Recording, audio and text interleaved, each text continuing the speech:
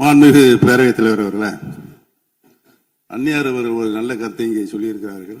அந்த கருத்து ஏற்புடையது அல்ல என்பதை நான் தெரிவித்துக் கொள்ள கடமைப்பட்டிருக்கிறேன். என்ற கோபம் வந்தால் தண்ணி பள்ளி கொண்டிருக்க வாய்ப்பு இருக்கிறது.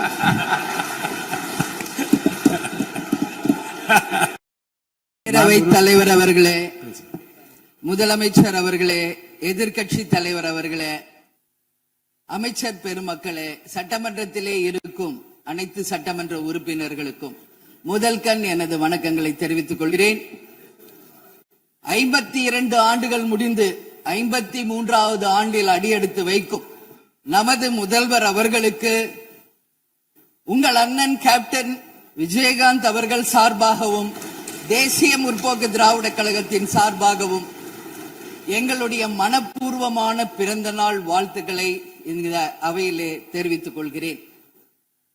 இன்றைக்கு நாம சட்டசபையில பேசுகின்ற உரை ஒன்று மேகதாது அணை பற்றியும் ஆளுநருடைய உரையை பற்றியுமான டிஸ்கஷன்.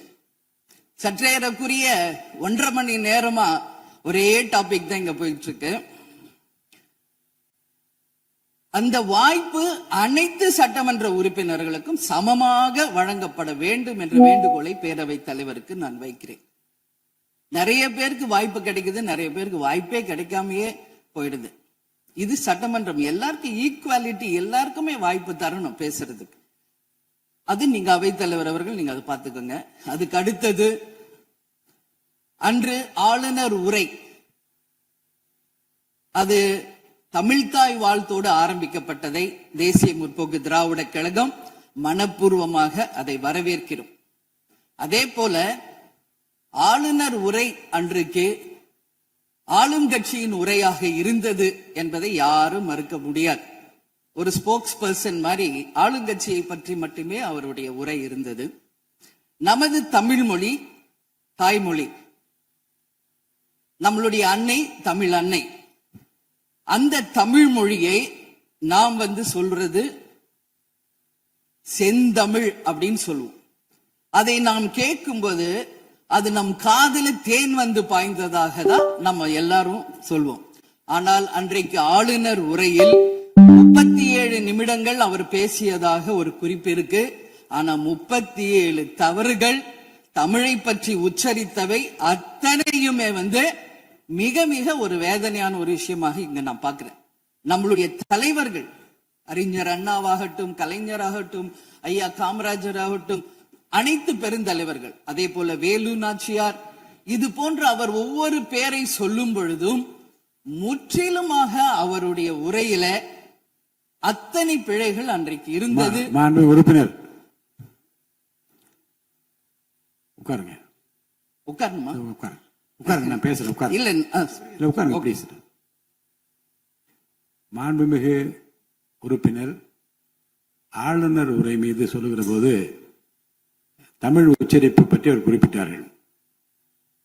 வேறு மாநிலத்தை சேர்ந்த ஒரு ஆளுநர்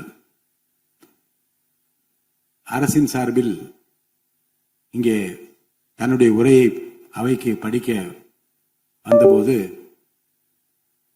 புதிதாக தமிழகத்தில் வந்திருக்கிற வேறு மாநிலத்தை சேர்ந்த நம்முடைய ஆளுநர் முதலில் எல்லா தலைவருடைய பெயரையும் உச்சரிக்க முயன்றதையே நாம் முதல்ல பாராட்ட கற்றுக்கொள்ள வேண்டும்.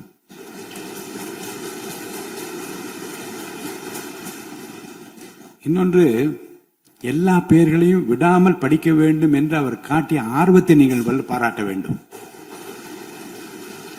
இன்னொன்று நான் உங்களுக்கு சொல்லுகிறேன், தமிழை கற்றுக்கொள்ள வேண்டும் என்பதில் நம்முடைய மாண்புமிகு ஆளுநர் அவர்கள் ரொம்ப அக்கறையாக இருக்கின்றார் என்பதை நான் அவரை நேரிலே சென்று ஆளுநர் உரைக்கு உரையாற்ற நீங்கள் வர வேண்டும் என்று அழைப்பு விடுக்க சென்றபோது தமிழ்நாட்டில் இருக்கக்கூடிய வரலாற்று சிலவற்றை நான் படித்துக் கொண்டிருக்கிறேன் ஆங்கிலத்தில்.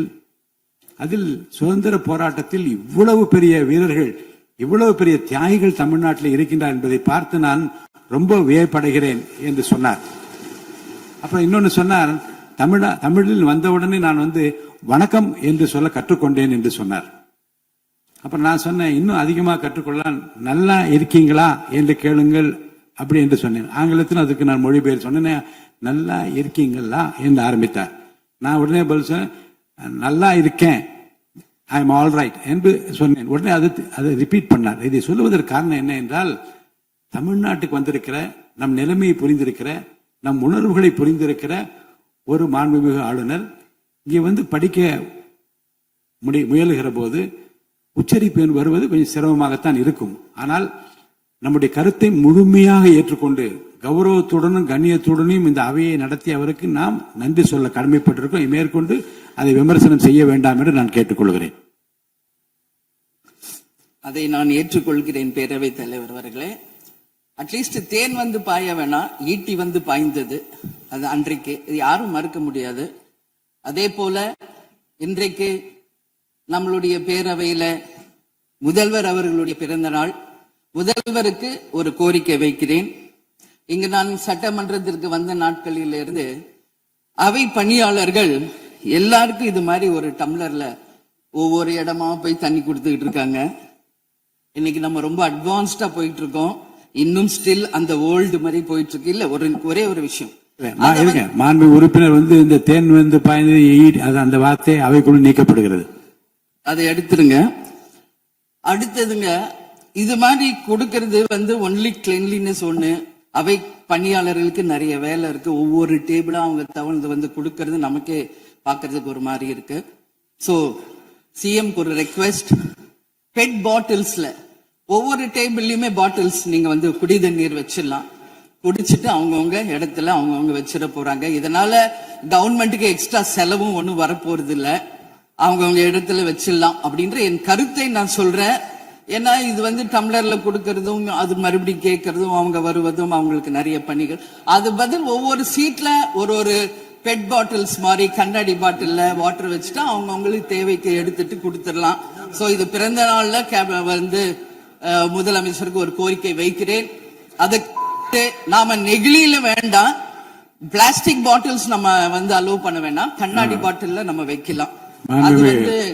உறுப்பினர் மாண்புமிகு பேரவைத் தலைவர் அவர்களே, அந்நியார் அவர்கள் ஒரு நல்ல கருத்தை இங்கே சொல்லியிருக்கிறார்கள். அந்த கருத்து ஏற்புடையது அல்ல என்பதை நான் தெரிவித்துக் கொள்ள கடமைப்பட்டிருக்கிறேன்.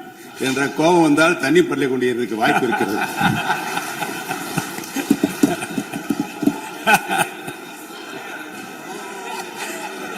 உறுப்பினர் பேசலாம்.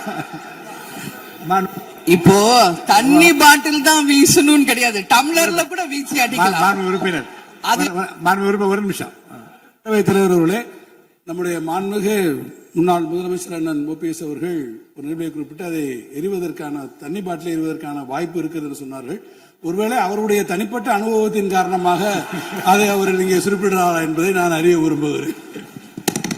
மாண்புமிகு உறுப்பினர், ஏன்னா காலையில இருந்து ரொம்ப காரசாரமாவே போயிட்டு இருந்துச்சு. அதனால ஒரு ஹாப்பியா நம்மளுடைய முதல்வர் பிறந்த நாள்ல எல்லாரும் சந்தோஷமா இன்னைக்கு நம்ம அவையே செய்வோம். சோ பாட்டில் தான் வீசணும்ன்றது இல்ல, வன்முறைக்கு வேண்டும் என்றால் இங்க எதில் எவ்வளவோ இருக்கு, எது வேணாலும் வீசலாம். பட் நம்ம எண்ணம் அது கிடையாது. நிச்சயமாக தண்ணீர் என்றாலே பிரச்சனை தான் போல இருக்கு. அது காவேரி தண்ணீரா இருந்தாலும் டாஸ்மாக் தண்ணீரா இருந்தாலும் அது ஒரு பிரச்சனையா தான் இன்னைக்கு மக்கள்கிட்ட இருக்கு.